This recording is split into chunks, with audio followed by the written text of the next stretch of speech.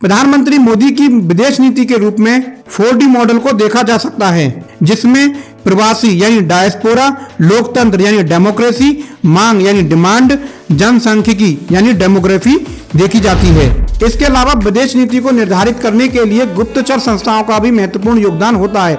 वर्तमान समय में भारत के अंदर 3 प्रकार की गुप्तचर संस्थाएं हैं, जिनमें से पहली है रॉ और दूसरी है आईबी और तीसरी है डिफेंस इंटेलिजेंस। भारत के अंदर 2 बार ऐसे प्रधानमंत्री रहे हैं जो विदेश मंत्री भी थे, जिनमें पहला नाम आता है पंडित जवाहरलाल नेहरू का और दूसरे थे इंद्र कुमार गुजराल। भारतीय विदेश मंत्री एस जयशंकर ने मोदी काल में विदेश नीति में हुए परिवर्तनों को 10 बिंदुओं के रूप में परिभाषित किया है। नमस्कार दोस्तों, आज की इस वीडियो में भारत की विदेश नीति को निर्धारित करने वाले संस्थाओं के बारे में चर्चा करेंगे और साथ ही भारतीय विदेश नीति में जो निरंतरता है और जो उसमें परिवर्तन हुए हैं उनके विषय में चर्चा करेंगे।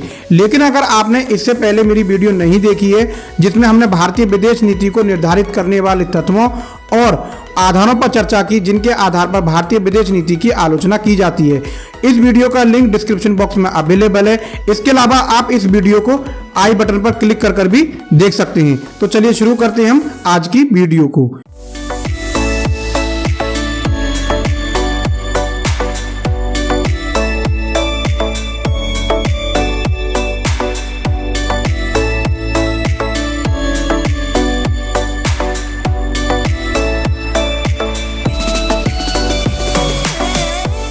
सबसे पहले बात करते हैं भारत की विदेश नीति को निर्धारित करने वाली संस्थाओं की। इसमें सबसे पहले बात आती है रूलिंग क्लास की, जिसमें प्रधानमंत्री और उसका मंत्रिमंडल महत्वपूर्ण भूमिका निभाता है। प्रधानमंत्री सरकार का प्रमुख होता है। भारत के अंदर 2 बार ऐसे प्रधानमंत्री रहे हैं जो विदेश मंत्री भी थे, जिनमें पहला नाम आता है पंडित जवाहरलाल नेहरू का और दूसरे थे इंद्र कुमार गुजराल। प्रधानमंत्री मंत्रिपरिषद का प्रमुख होने के कारण विदेश नीति से संबंधित निर्णयों में भूमिका निभाता है और राष्ट्रपति व्यवहार में प्रधानमंत्री की सलाह पर ही संधियों और समझौतों पर हस्ताक्षर करता है।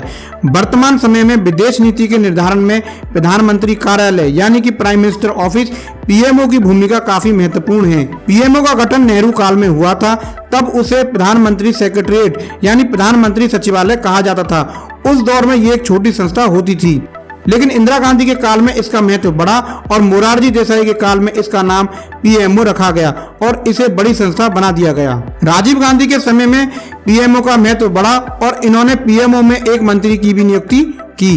गठबंधन की राजनीति के दौर में प्रधानमंत्री का पद कमजोर हुआ, जिसके कारण प्रधानमंत्री कार्यालय की विदेश नीति में जो भागीदारी थी वह कम हो गई। लेकिन वर्तमान समय में प्रधानमंत्री का पद दोबारा से शक्तिशाली होकर उभरा है, जिसके कारण विदेश नीति के निर्माण में व्यवहार में पीएमओ का महत्व बढ़ा है। इसके बाद अगली संस्था आती है विदेश मंत्रालय, जिसके 3 अंग होते हैं। पहला होता है राजनीतिक अंग, दूसरा होता है इसका सचिवालय और तीसरा होता है उच्च आयोग और राजदूतावास। उच्च आयोग राष्ट्रमंडल देशों में खोला जाता है, जबकि राजदूतावास उन देशों में खोला जाता है जो देश राष्ट्रमंडल देश ना हो। राजनीतिक अंग की बात की जाए तो इसमें कैबिनेट स्तर के मिनिस्टर होते हैं, जो कि विदेश मंत्रालय का कार्यभार संभालते हैं। वर्तमान समय में विदेश मंत्री एस जयशंकर हैं। सचिवालय की बात की जाए तो इसमें प्रमुख सचिव, जिसमें विदेश सचिव और अन्य सचिव शामिल होते हैं। विदेश नीति के निर्माण में संसद की भी भूमिका होती है। हम उनको एक एक पॉइंट करके देख लेते हैं। संसद विदेश मंत्रालय के बजट को घटाकर या बढ़ाकर विदेश नीति को प्रभावित कर सकती है। संसद विदेश नीति का निर्माण करने वाली किसी नई संस्था की स्थापना भी कर सकती है। विपक्षी दल के सदस्य विदेश मंत्री के निर्णयों की आलोचना करके उसे इनडायरेक्ट रूप में प्रभावित करते हैं। संसद के सदस्य विभिन्न देशों में प्रतिनिधि मंडल के रूप में जाकर विदेश नीति को प्रभावित करते हैं। संसद की लोक लेखा समिति विदेश मंत्रालय के द्वारा किए गए खर्च की जांच कर सकती है। भारत में वर्तमान में विदेश नीति को प्रभावित करने वाली एक संस्था और है, जिसे नेशनल सिक्योरिटी काउंसिल के नाम से जाना जाता है। इसका गठन 1990 में किया गया था। इसके 3 भाग होते हैं। पहला राष्ट्रीय सुरक्षा सलाहकार बोर्ड, जिसके अध्यक्ष स्वयं प्रधानमंत्री होते हैं, और प्रशासनिक प्रमुख राष्ट्रीय सुरक्षा सलाहकार, जो कि सुरक्षा मामलों का विशेषज्ञ होना चाहिए। वर्तमान समय में भारत के राष्ट्रीय सुरक्षा सलाहकार अजित डोभाल हैं। दूसरा भाग आता है इसका सचिवालय, जिसमें प्रशासनिक अधिकारी होते हैं, और तीसरा भाग है इसका सामरिक नीति समूह, जिसमें सैनिक मामलों के विशेषज्ञ होते हैं। इसके अलावा विदेश नीति को निर्धारित करने के लिए गुप्तचर संस्थाओं का भी महत्वपूर्ण योगदान होता है। वर्तमान समय में भारत के अंदर 3 प्रकार की गुप्तचर संस्थाएं हैं, जिनमें से पहली है रॉ और दूसरी है आईबी और तीसरी है डिफेंस इंटेलिजेंस। अगर रॉ की बात की जाए तो raw research and analysis wing, जो कि विदेशों में जासूसी का कार्य देखती है। आईबी इंटेलिजेंस ब्यूरो, जो देश के भीतर जासूसी का कार्य देखती है, और ये दोनों ही संस्थाएं गृह मंत्रालय के अधीन आती हैं। तीसरी हमारी डिफेंस इंटेलिजेंस, जिसके 3 भाग हैं, आर्मी, नेवल और एयरफोर्स, और यह संस्था रक्षा मंत्रालय के अंतर्गत कार्य करती है। इन सभी संस्थाओं का इनपुट कैबिनेट की राजनीतिक मामलों की समिति के पास भेजा जाता है। ये सभी संस्थाएं मिलकर भारत के अंदर विदेश नीति का निर्माण करती हैं। अब बात करते हैं भारत की विदेश नीति में निरंतरता और नवीन परिवर्तन। सबसे पहले बात करते हैं भारत की विदेश नीति के उद्देश्य और उनके लक्ष्य क्या हैं। तो सबसे पहला लक्ष्य है कि अंतर्राष्ट्रीय शांति और सुरक्षा बनाए रखना, भारत की अखंडता और संप्रभुता की रक्षा करना, भारत का आर्थिक विकास करना, उपनिवेशवाद का विरोध करना, पड़ोसी देशों के साथ बेहतर संबंध बनाए रखना, दक्षिण एशिया में विदेशी शक्तियों के हस्तक्षेप को रोकना। इसके अलावा हिंद महासागर को शांति का क्षेत्र यानी जोन ऑफ पीस घोषित करवाना। आमतौर पर भारतीय विदेश नीति के लक्ष्यों और उद्देश्यों को लेकर विभिन्न राजनीतिक दलों और सरकारों के बीच आम सहमति रही है, जो विदेश नीति में निरंतरता का सूचक है। लेकिन इस निरंतरता के साथ साथ 1990 के दशक में विदेश नीति में गंभीर बदलाव देखने को मिलते हैं, जिसके लिए अनेक अंतर्राष्ट्रीय और राष्ट्रीय कारक जिम्मेदार हैं। अगर अंतर्राष्ट्रीय कारकों की बात की जाए तो इसमें सबसे पहला आता है शीत युद्ध का अंत और सोवियत संघ का विघटन, अमेरिका के नेतृत्व में एक ध्रुवीय विश्व व्यवस्था का उदय, आर्थिक कारक के रूप में भूमंडलीकरण या वैश्वीकरण का फैलाव। और अगर राष्ट्रीय कारक की बात की जाए तो इसमें पहला आता है नई आर्थिक नीति, गठबंधन की राजनीति और 1998 में किया गया परमाणु परीक्षण। 1990 के बाद भारत की विदेश नीति में बड़ा बदलाव भारत की पड़ोस नीति के रूप में देखा जा सकता है। भारत में 1996 में पड़ोस नीति में बदलाव करते हुए बड़े भाई की नीति को छोड़ दिया गया और गुजराल सिद्धांत को अपनाया गया। गुजराल सिद्धांत के द्वारा भारत ने यह निर्धारित किया कि अपने छोटे पड़ोसी देशों को भारत अपनी ओर से पहल कर विशेष सहायता और छूट देगा और पड़ोसी देशों से समान सहायता और छूट की अपेक्षा भी नहीं करेगा। पोखरण 2 के पश्चात भारत की परमाणु नीति में भी परिवर्तन हुआ है।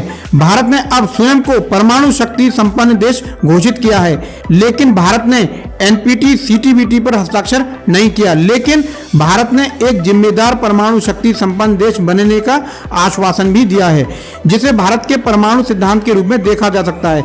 भारत ने भविष्य में परमाणु परीक्षण न करने की एक पक्षीय घोषणा की है।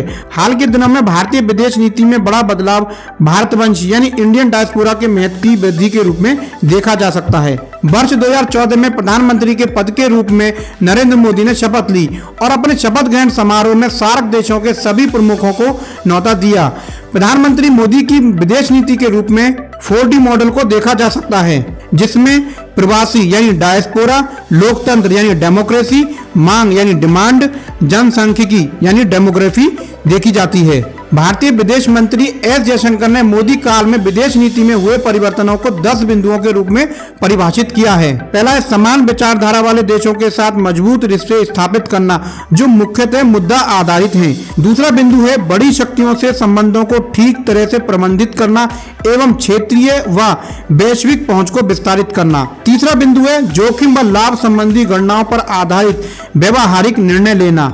और चौथा बिंदु है अपने कद को बढ़ाने के लिए अप्रत्याशितता का प्रयोग करना। पांचवा बिंदु है सैन्य शक्ति के साधनों का उपयोग करने की इच्छा। अगला रक्षा नीति को अब कूटनीति के अहम स्वरूप में रखा गया है। व्यवहार सेवा निवेश अब कूटनीति के केंद्र में आ गए हैं। क्रियान्वयन को मजबूत स्वरूप प्रदान करना, सॉफ्ट पावर का रणनीतिक इस्तेमाल करना और अंत में प्रवासी कार्ड को और भी प्रभावी ढंग से विस्तारित करना। हालांकि हम विदेश मंत्री एस जयशंकर के ऊपर एक अलग से वीडियो बनाएंगे, जिनमें देखेंगे कि उनके दौर में भारत की विदेश नीति में क्या परिवर्तन हुए हैं। इन बदलावों को देखते हुए ये कहा जा सकता है कि भारत की विदेश नीति अब राष्ट्रवाद व यथार्थवाद दोनों ही स्वरूपों में आगे बढ़ रही है। इसी के साथ दोस्तों मैं ये वीडियो यहीं समाप्त करता हूँ। उम्मीद है कि आपको ये वीडियो पसंद आई होगी। भारत की विदेश नीति से संबंधित ये हमारी दूसरी वीडियो है।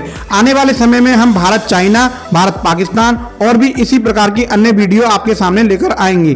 तो अगर आपको ये वीडियो पसंद आई है तो वीडियो को लाइक करें, शेयर करें और साथ ही अगर आपने अभी तक चैनल को सब्सक्राइब सब्सक्राइब नहीं किया है तो चैनल को सब्सक्राइब करना ना भूलें।